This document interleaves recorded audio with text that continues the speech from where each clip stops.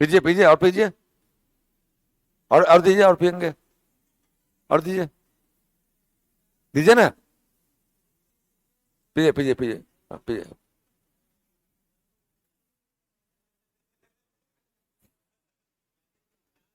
अब दे दीजिए, अब दे दीजिए। अब दे दीजिए। हो गया।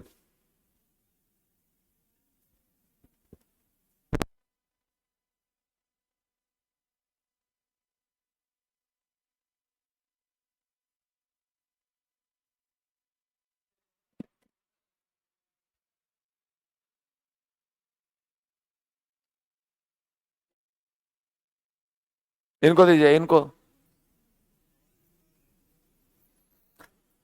चलिए, गुड मॉर्निंग। आप लिखे थे भारतीय महिला बैंक, और भारतीय महिला बैंक के बाद हम लिखाएंगे कि उस बैंक को मर्ज कैसे, कौन कौन बैंक को मर्ज किया गया था। तो एक लाइन लिख लीजिए।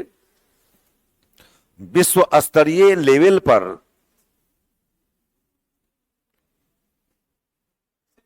हाँ स्टार देकर के लिखिएगा। विश्व स्तरीय लेवल पर, विश्व स्तरीय लेवल पर लाने के लिए, विश्व स्तरीय लेवल पर, लेवल नहीं समझते हैं, स्तर, लेवल पर लाने के लिए बैंकों को विलय किया गया। बैंकों को विलय किया गया।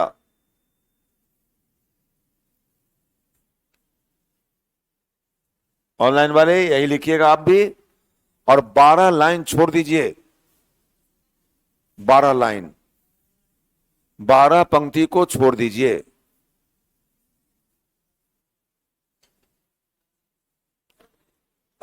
माने दो एक आध को बेसिए छोड़ दीजिएगा, इन्हें कि 12 मतलब 12 ही होता है, ऐसा कोई जरूरी नहीं है। 12, हाँ 14 को छोड़ दीजिए, ये बढ़िया बात बोले आप। सबको बोल दीजिए ये बात। ना 14, ज्यादा ना, ज्यादा नहीं। ना ना, 14, 14 लाइन।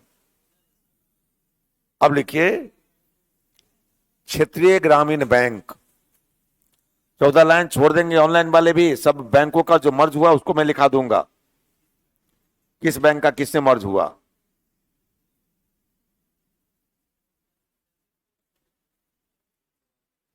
क्षेत्रीय ग्रामीण बैंक, क्षेत्रीय ग्रामीण बैंक।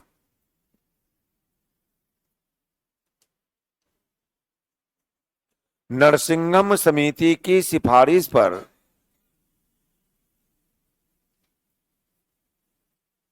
नरसिंहम समिति की सिफारिश पर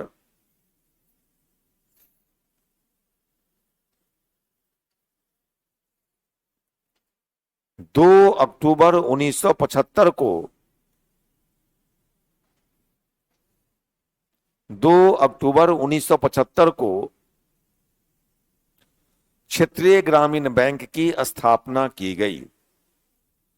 2 अक्टूबर 1975 को क्षेत्रीय ग्रामीण बैंक की स्थापना की गई।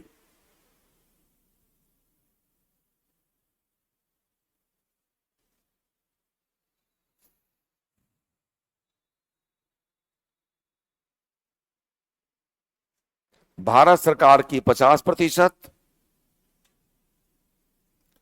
भारत सरकार की 50%,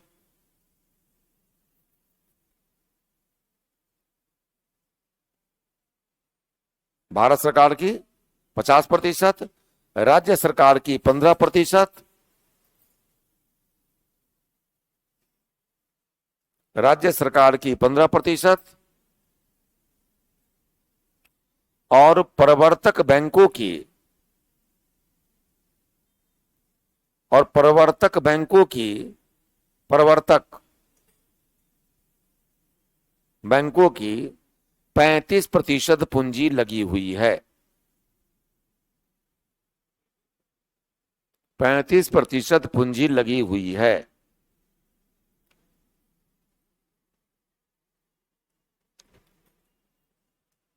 इस बैंक का मुख्य उद्देश्य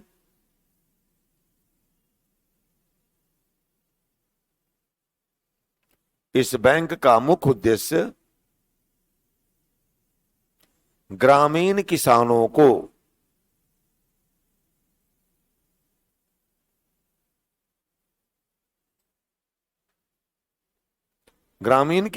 को सस्ती दर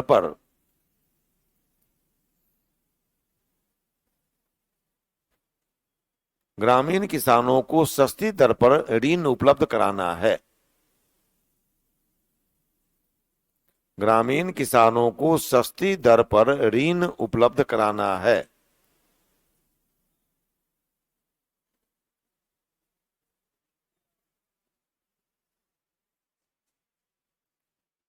केलकर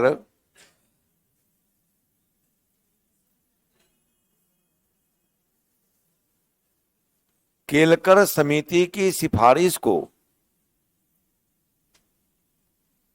केलकर समिति की सिफारिश को ध्यान में रखकर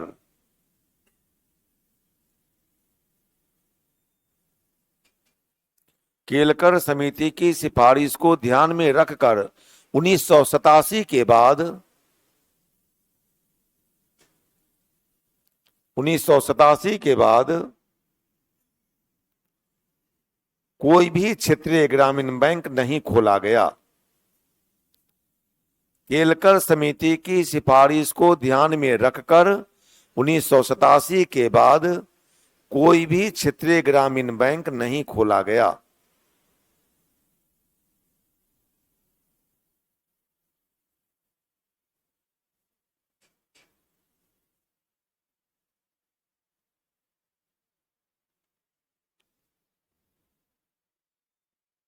लिखाए हैं इसका मुख्य उद्देश्य ग्रामीण किसानों को सस्ती दर पर ऋण उपलब्ध कराना है, लिखा दिए हैं।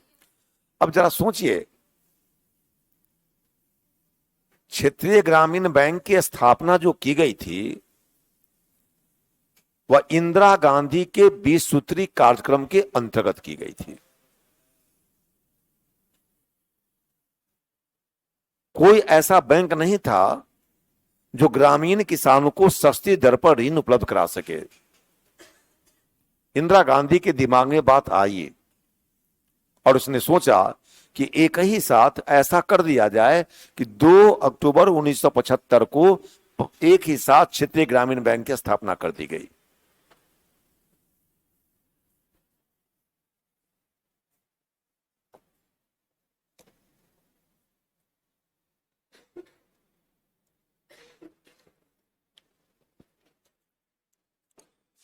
तीन लीटर हो गया, 3 लीटर हो गया पानी।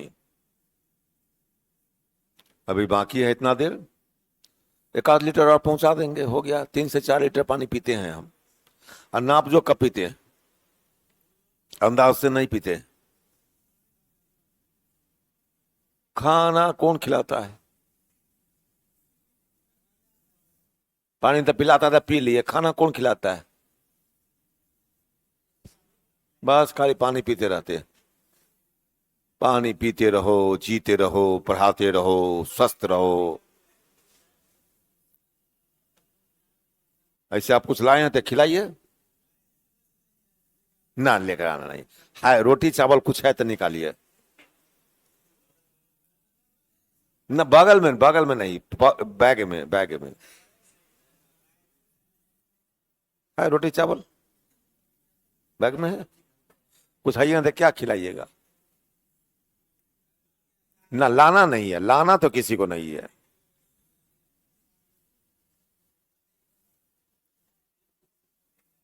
अब सुनिए,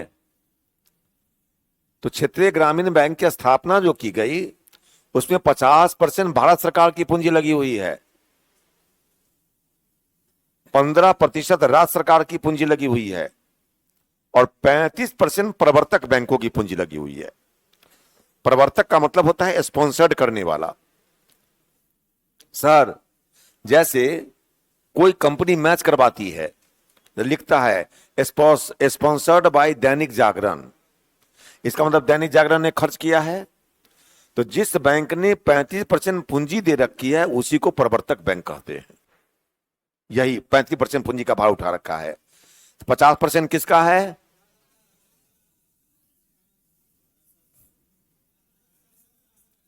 अब 15%, 35% प्रवर्तक बैंक का। लिखिएगा पहला क्षेत्रीय ग्रामीण बैंक, कुछ देकर लिखिए, हाँ उसी में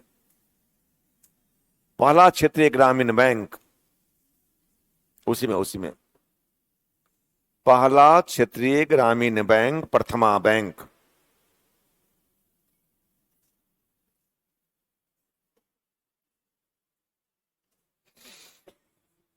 प्रथमा बैंक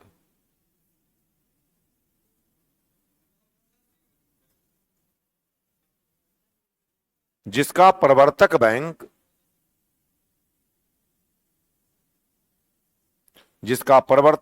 सिंडिकेट बैंक है। सिंडिकेट बैंक है, हाँ इसी में, जिसका प्रवर्तक बैंक सिंडिकेट, सिंडिकेट बैंक है।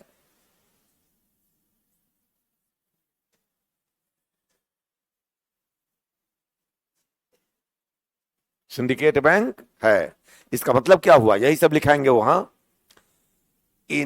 सिंडिकेट बैंक का विलय हो गया किसमें?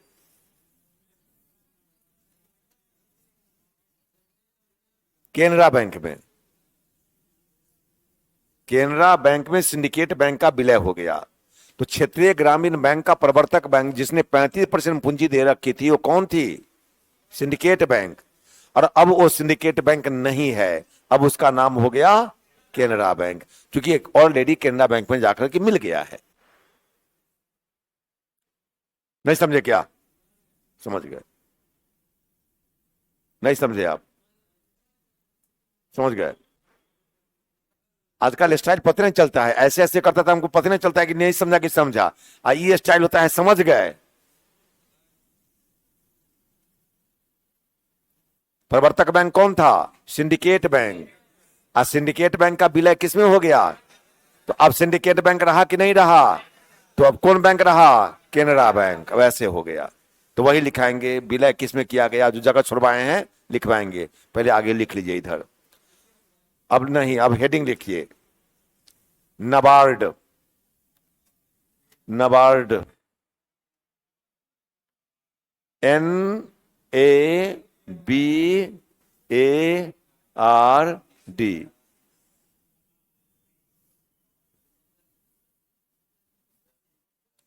National bank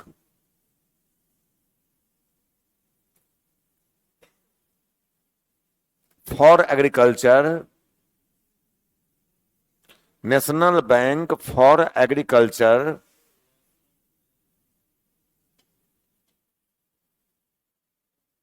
and rural development, national bank for agriculture and rural development.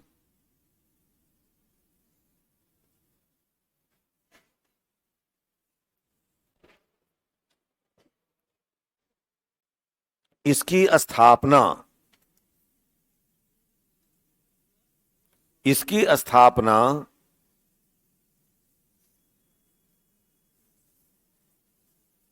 Sivaraman, इसकी स्थापना शिवरामन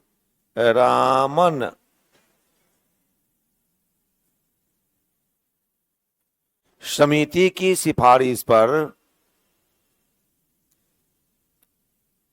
शिवरामन समिति की सिफारिश पर हो गया 12 जुलाई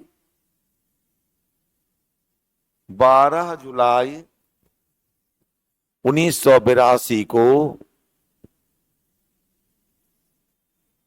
12 जुलाई 1982 को 100 करोड़ की पूंजी से की गई।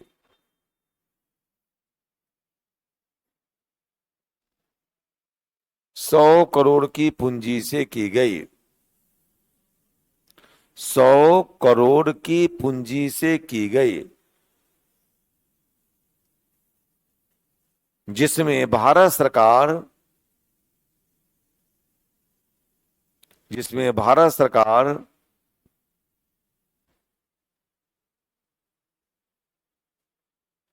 और आरबीआई का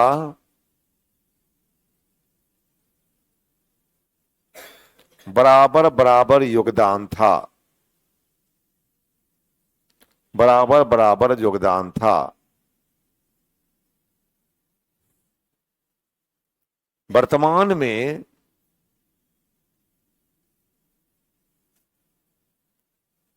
100% भारत सरकार का है। वर्तमान में 100% भारत सरकार का है।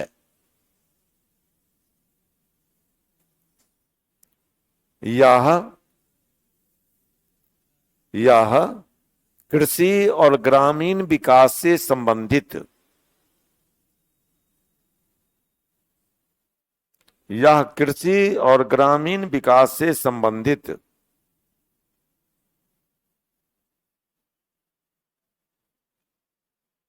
कृषि और ग्रामीण विकास से संबंधित सर्वोच्च वित्तीय संस्था है।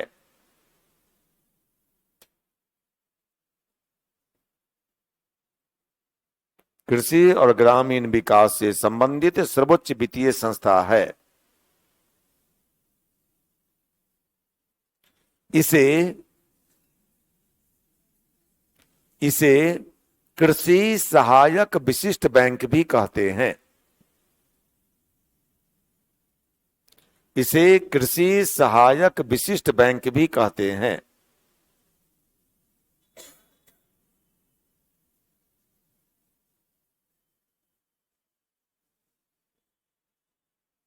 कृषि सहायक विशिष्ट बैंक भी कहते हैं।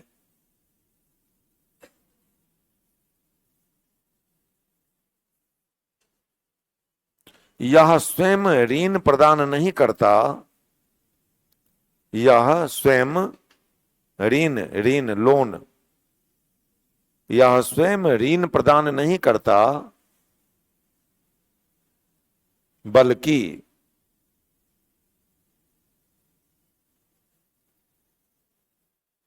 क्षेत्रीय ग्रामीण बैंक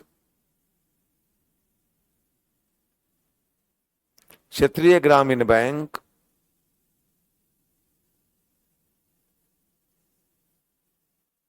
सहकारी बैंक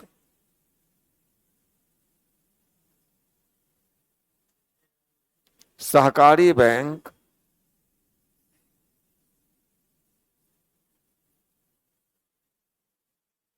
भूमि विकास बैंक भूमि विकास बैंक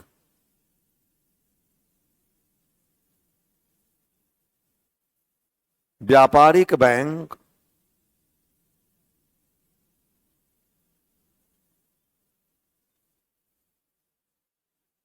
व्यापारिक बैंक के माध्यम से व्यापारिक बैंक के माध्यम से ऋण प्रदान करता है।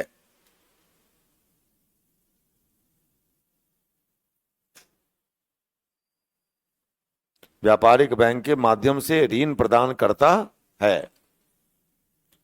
अब लिखिए, इसका मुख्यालय नई दिल्ली मुंबई है।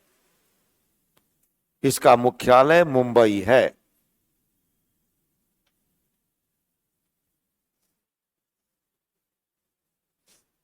इसका मुख्यालय मुंबई है।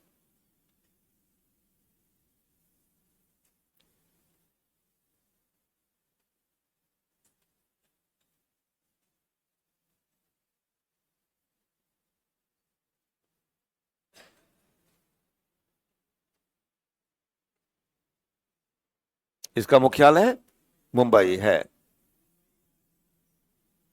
मुंबईया नहीं, मुंबई। इसका मुख्यालय मुंबई है। सोयाबीन खाते हैं? सोयाबीन खाते हैं? सोयाबीन खाना चाहिए। सोयाबीन खाने से एनर्जी मिलती है, प्रोटीन मिलता है।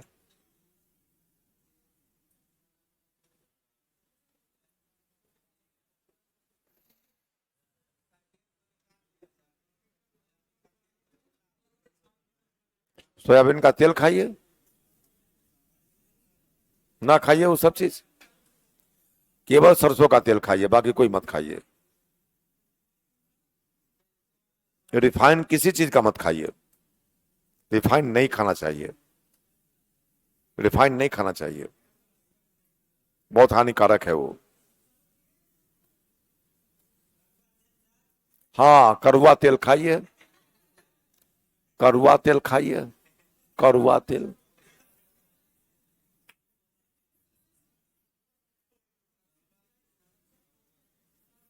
ना सरसों तेल कहते नहीं ना, सुना, कड़वा तेल चाहिए। देखिए, नाबार्ड के कार्य, नाबार्ड के कार्य, कार्य कार्य,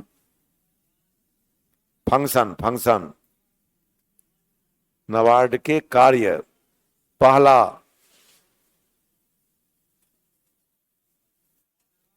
पहला, कृषि कार्य के लिए,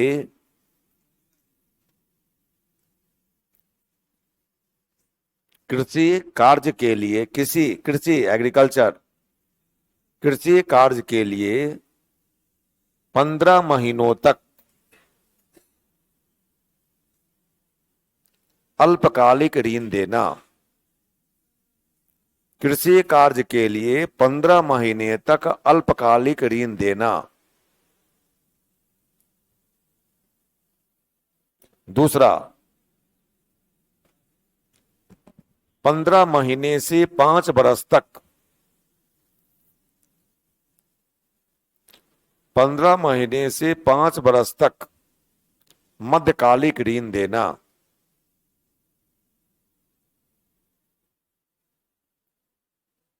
15 महीने से 5 वर्ष तक मध्यकालिक ऋण देना। कृषि कृषि एवं, तीसरा पॉइंट, कृषि एवं ग्रामीण विकास के लिए, कृषि एवं ग्रामीण विकास के लिए दीर्घकालिक ऋण देना। कृषि एवं ग्रामीण विकास के लिए दीर्घकालिक ऋण देना।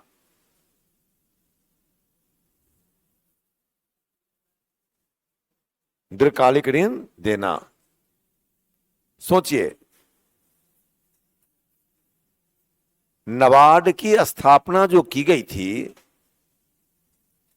वो आरबीआई की दो संस्था को मिलाकर वो 10 था, दो संस्था थी, एक कृषि से संबंधित, दूसरा ग्रामीण विकास से संबंधित, और दोनों को मिलाकर के नाबार्ड की स्थापना कर दी गई। नाबार्ड की स्थापना कब हुई? 12 जुलाई 1982 को। कब हुई? 12 जुलाई 1982 को। और उस समय जो स्थापना की गई थी उसमें भारत सरकार का भी 50 करोड़ था और आरबीआई का ही 50 करोड़ था, यानी 100 करोड़ की पूंजी में बराबर बराबर योगदान था। आज 100% स्वामित्व हो गया है भारत सरकार का।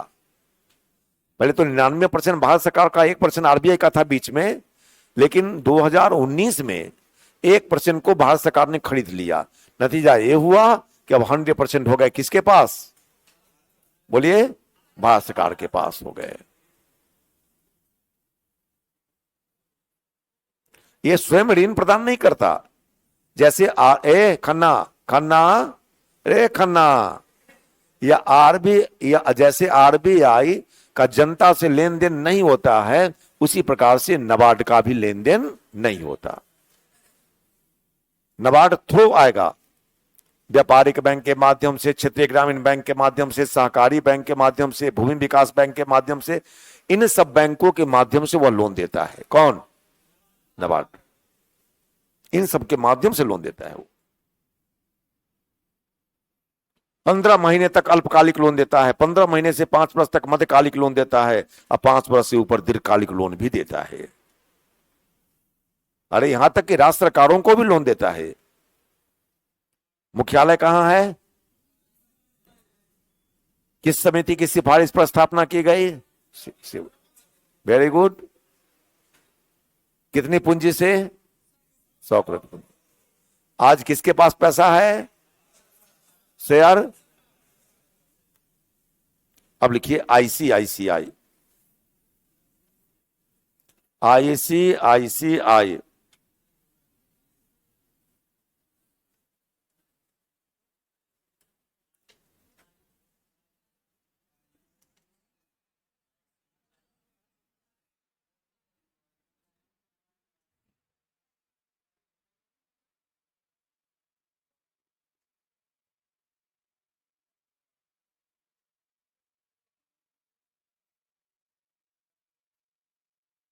Industrial credit,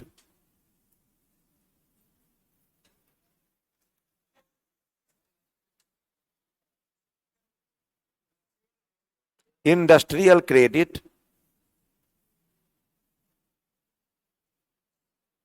industrial credit and investment corporation, investment INVESTMENT, investment corporation of India, industrial credit and investment corporation of India.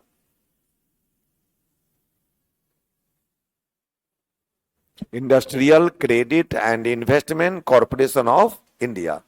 इसकी स्थापना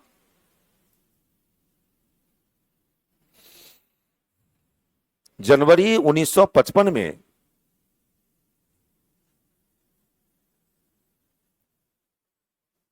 जनवरी 1955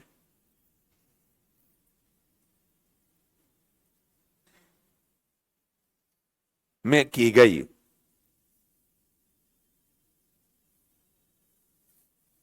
इसका मुख्य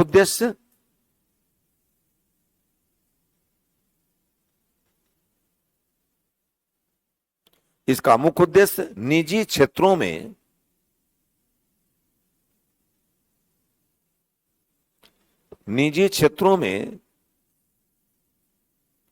औद्योगिक विकास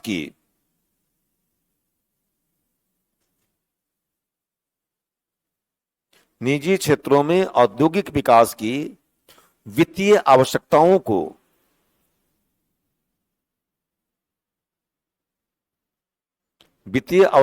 को पूरा करना,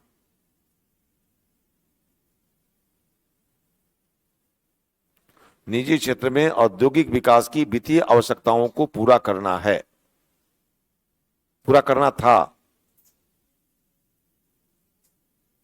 का छूचा कर रहे हैं? कोई गलती तो नहीं हुआ है? तब कहते हैं लोग क्या भाषा है। छूचा कौन करता है? जिसको अफसोस होता है।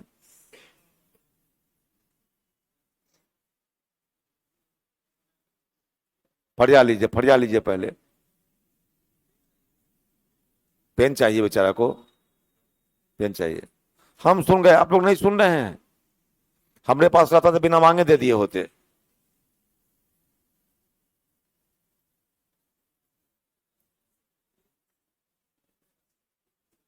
अब नहीं देगा ये?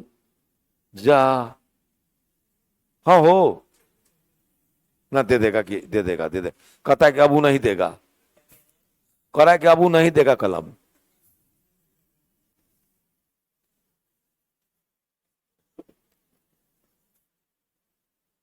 बड़ा फेरा है।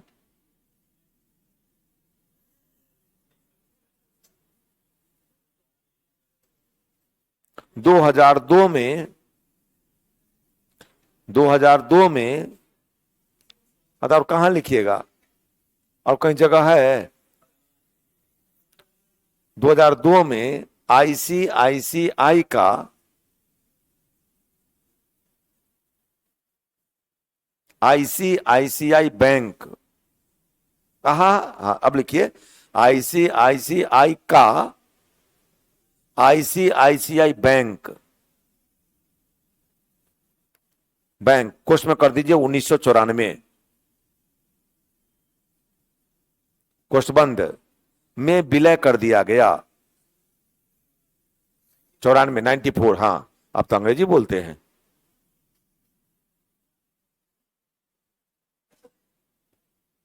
अब यह निजी क्षेत्र का सबसे बड़ा बैंक हो गया है। अब यह निजी क्षेत्र का सबसे बड़ा बैंक हो गया है।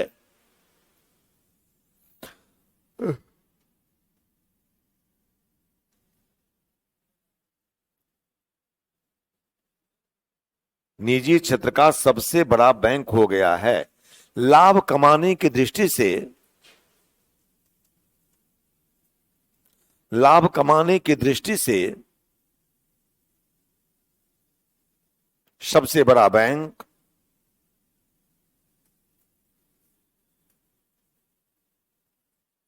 लाभ कमाने की दृष्टि से सबसे बड़ा बैंक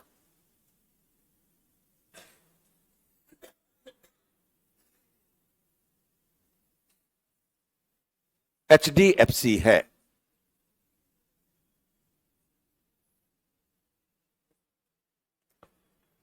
एचडीएफसी है। भारतीयों के, भारतीयों के स्वामित्व वाला बैंक न होकर,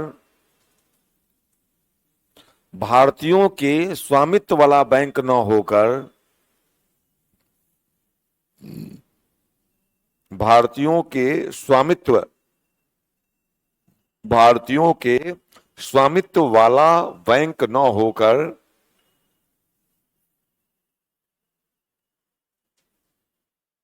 न होकर भारतीयों के नियंत्रण वाला बैंक है। भारतीयों के नियंत्रण वाला बैंक है।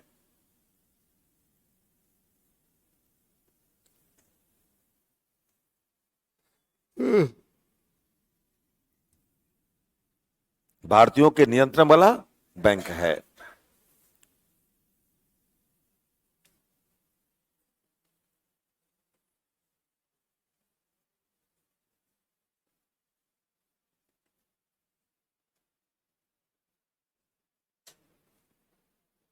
देखिए सर,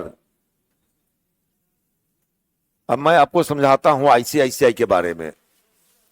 खाए हैं, खाए हैं, भूख लगी है, जाइए। अब नहीं लगी है तो कोई प्रोग्राम नहीं है, ऐसे प्रोग्राम बनाते हैं अभी हम, लेकिन इस सब चौपट कर दिया, कह दिया कि भूख नहीं लगी है, प्रोग्राम कैंसिल। अब प्रोग्राम कैंसिल, एक आदमी के चलते सब प्रोग्राम कैंसिल हो गया।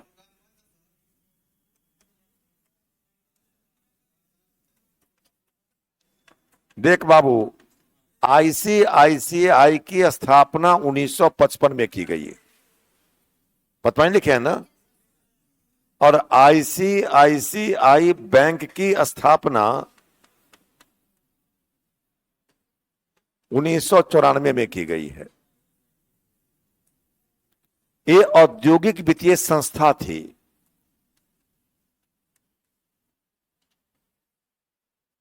और ये बैंक 2002 में क्या काम किया गया, आईसीआईसीआई को यहां से उठाया और आईसीआईसीआई बैंक में लाकर रख दिया। आईसीआईसीआई खत्म, अब बच गया क्या चीज, आईसीआईसीआई बैंक। अब यही बैंक काम कर रहा है। या निजी क्षेत्र का, आप अच्छी तरह से आईसीआईसीआई बैंक पे जानते हैं कितने लोगों का खाता भी होगा। यह सबसे बड़ा बैंक है निजी क्षेत्र का, लेकिन लाभ कमाने की दृष्टि से देखेंगे निजी क्षेत्र का तो सबसे बड़ा बैंक एचडीएफसी है।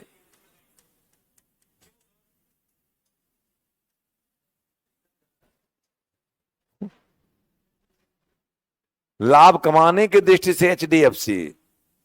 अब क्यों लाभ अधिक कमाया, फंक्शन अच्छा रखा, लोगों की सुविधा ज्यादा दिया, पैसा इन्वेस्ट ज्यादा किया, पैसा इन्वेस्ट किया, रिटर्निंग समय पर आया, और कुछ तकदीरों होता है। हाँ, ये एकदम अरे एकदम सेकंड में मिनट में भेज देता है, एकदम सेकंड में ऐसे भेजते हैं हम लोन, भेजते हैं आपके ऊपर। नहीं नहीं नहीं करें, छोड़ दीजिए, अभी तुरंत भेज देते हैं।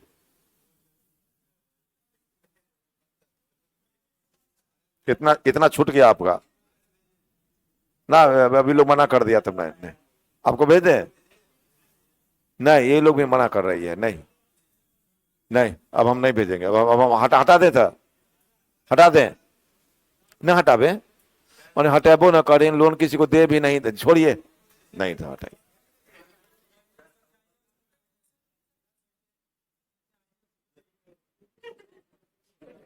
किसको किसको लोन चाहिए? बहुत कम आदमी हाथ खड़ा किया, किसी को नहीं देंगे।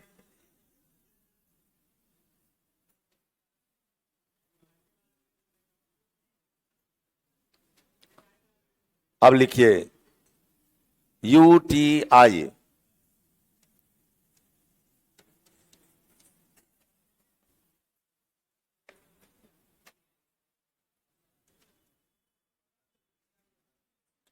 Unit trust of India, unit UNIT, unit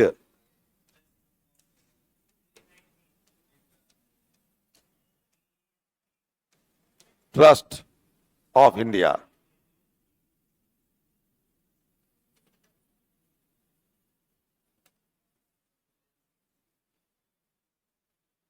इसकी स्थापना, यही लिखाकर आज की क्लास बंद कर देंगे। इसकी स्थापना 1 फरवरी 1964 को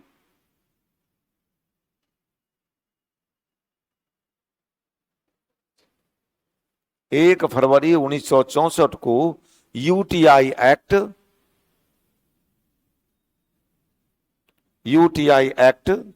1963 के अंतर्गत की गई। 1963 के अंतर्गत की गई।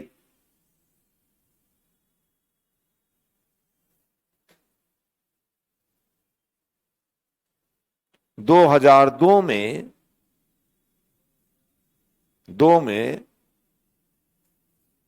यूटीआई का विभाजन, यूटीआई का विभाजन यूटीआई फर्स्ट, यूटीआई फर्स्ट और यूटीआई सेकंड में कर दिया गया। ऐसे लिखिएगा, यूटीआई फर्स्ट और यूटीआई सेकंड में कर दिया गया।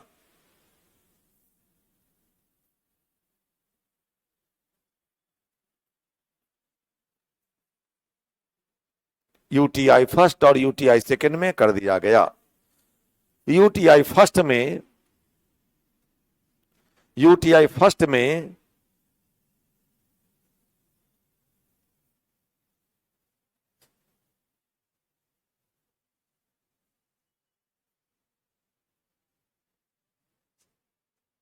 अच्छा, सोयाबीन आपको ठीक नहीं लगता है? देख बाबू, स्वाद के लिए मत खा, स्वास्थ्य के लिए खा। इसलिए सोयाबीन लगा लिख रहा है कि सर सोयाबीन हमको अच्छे नहीं लगता है, तो स्वास्थ्य के लिए ना, स्वास्थ्य के लिए खा, स्वाद के लिए मत खा। सारी चीजें स्वास्थ्य के लिए अच्छी बात नहीं होती है। नहीं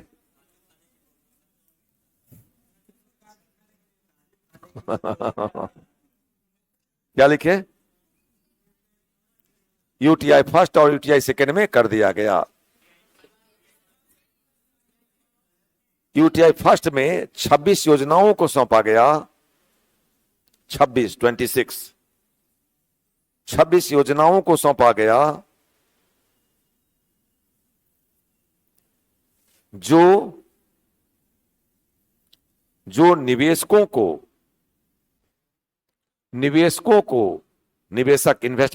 इन्वेस्टर्स, जो निवेशकों को सुनिश्चित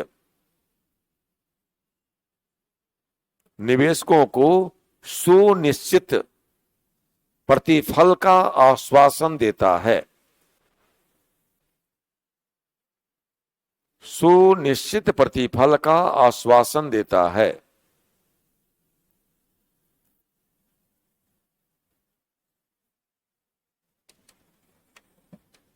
यूटीआई सेकेंड ना, एक मिनट, आश्वासन देता है।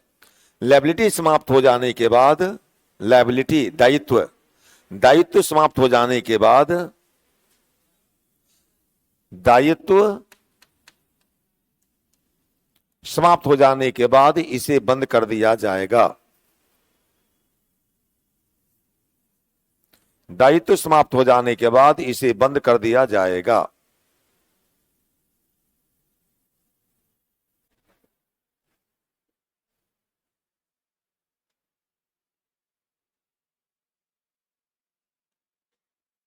यूटीआई सेकेंड,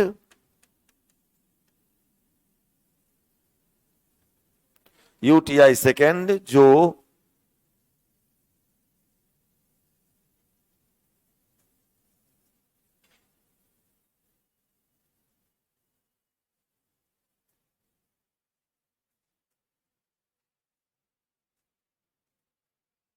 पैन कार्ड को बाबू आधार कार्ड नंबर से इसलिए जोड़ा जा रहा है ताकि आपके अकाउंट के स्थिति को पता लगाया जा सके। आप जो ब्लैक मनी के रूप में बैंक में पैसे रख देते हैं तो बैंक में पैसा, आपकी ब्लैक मनी भी पैसा बैंक में रहती है, ऐसा नहीं कि सारे पैसे व्हाइट मनी है। अब सरकार इन सब उपाय लगा करके अब आपको देखना चाहती है कि अगर उस नंबर को डाला जाएगा जो आधार नंबर, चूंकि बैंक में आधार नंबर भी मांगता है, अब पैन नंबर भी मांगता है, तो पैन नंबर आधार में इसलिए जोड़ दिया जाएगा कि वो नंबर डालेगा तो आपके अकाउंट में कितने पैसे हैं, आपके अकाउंट कहां कहां हैं, आपके कितने अकाउंट हैं, सबका पता लग जाए और आप पर शिकंजा कसा जा सके, आपकी सही सही रिपोर्ट हो सके। इसलिए आप गलत ना करें, इसके लिए प्रयास होता है कि सबको एक साथ हो। नहीं तो पहले क्या था, ब्लैक मनी के रूप लोग रखते थे बैंक में पैसे, यही कारण है कि उसको जोड़ने का मुख्य रूप से काम कर रहा है। हाँ, क्या लिखे, और सब जगह एक, नहीं तो पता चलता है कि आधार कार्ड कहीं कुछ बनवा लिया, पैन कार्ड कुछ है, इलेक्शन कार्ड कुछ है, सब एक दूसरे से लिंक करने की बात इसलिए की जाती है। क्या लिखे, यूटीआई सेकेंड जो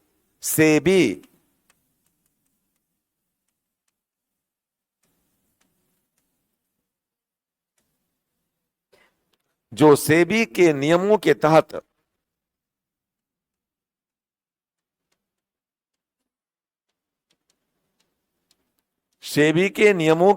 म्यूचुअल फंड के रूप में कार्य कर रही है।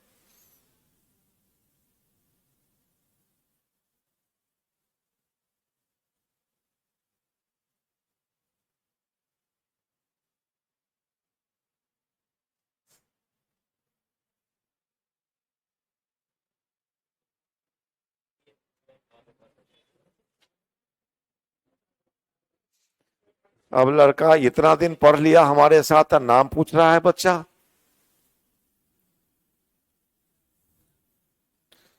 नाम तो नहीं बताते हैं बाबू हम तो, नाम बस आपको खुद जानना होगा।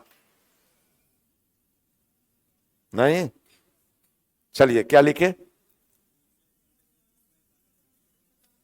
हैं, म्यूचुअल फंड के रूप में कार्य कर रही है। देखिए सर, यूटीआई एक सबसे बड़ा निवेशक संस्था, लेकिन कुछ कारणवश यूटीआई का विभाजन यूटीआई फर्स्ट और यूटीआई सेकेंड में कर दिया गया। फर्स्ट में 26 योजनाओं को सौंपा गया और सेकेंड में 47 योजनाओं को सौंपा गया। फर्स्ट में कितनी योजनाएं सौंपी गई, अब इसमें जो भी निवेशक होंगे वे सारे निवेशक को सुनिश्चित प्रतिफल मिलेगा। जैसे बैंक में आपको सुनिश्चित प्रतिफल मिलता है, बैंक में कोई रिस्क है, आप अगर बैंक में एफडी आपने कराया है या सेविंग अकाउंट में पैसा जमा है, कोई रिस्क है? पहले कह दिया गया कि आपको 5%, 4%, 6% इंटरेस्ट मिलेगा तो मिलेगा, ये सुनिश्चित प्रतिफल हो गया। लेकिन यूटीआई सेकंड जो है 47 योजनाएं सौंपी गई है, ये म्यूचुअल फंड के रूप में काम कर रही है। म्यूचुअल फंड भी एक संस्था है जिसमें निवेश करने के लिए डीमेट अकाउंट का होना कोई जरूरी नहीं है। अगर शेयर में पैसा लगा रहे हैं आप तो उसके लिए डीमेट अकाउंट की जरूरी है, लेकिन म्यूचुअल फंड में अगर पैसा लगाना चाह रहे हैं तो आप विदाउट डीमेट अकाउंट भी पैसा को इन्वेस्ट कर सकते हैं, कोई दिक्कत नहीं है। और अगर रिस्क कम लेना चाहते हैं तो म्यूचुअल फंड में रिस्क कम है, लेकिन एक बात है, लंबे समय के लिए आपको पैसा रखना पड़ेगा, तब आपको फायदा होगा। शॉर्ट टर्म के लिए पैसा रखेंगे तो फायदा इसमें जल्दी नहीं होता है, ये बात है। तो आज की कहानी यहीं पर विराम लेती है, आगे हम लोग फिर कल मिलेंगे।